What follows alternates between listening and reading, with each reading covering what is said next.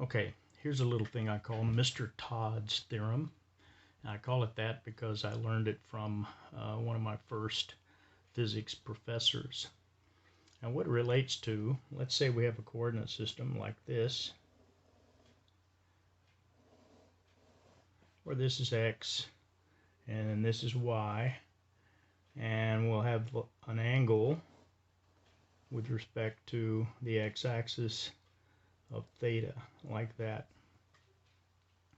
Oftentimes in elementary physics we're dealing with things on an inclined plane, so we have another coordinate system like this that is perpendicular to the plane, so that we can measure things parallel to the plane and perpendicular to the plane, like that. And oftentimes as well we're interested in a situation where gravity is acting in the negative y direction. So I'll make a line like this to indicate the direction that gravity would act, for example. And what I'm interested in is what this angle is right here. And I'm going to call that beta. That's just the mystery angle, beta. Beta is equal to, I don't know yet.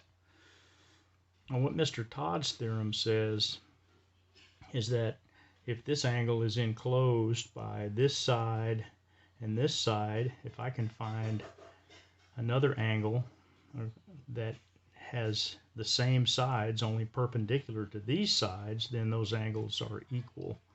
And this side is equal to this side, or rather perpendicular to this side, and this one is perpendicular to this one.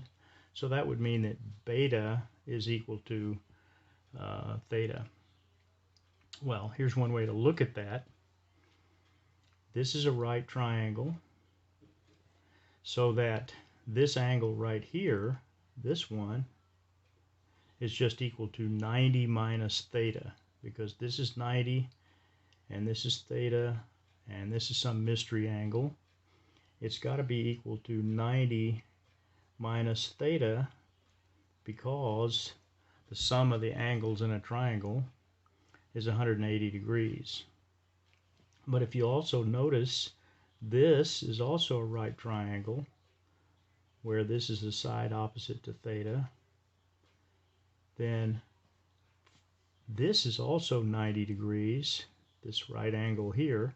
So 90 minus theta plus beta is equal to 90. And obviously, if I subtract 90 from both sides of the equation, I'm left with minus theta plus beta equals 0, or beta equals theta.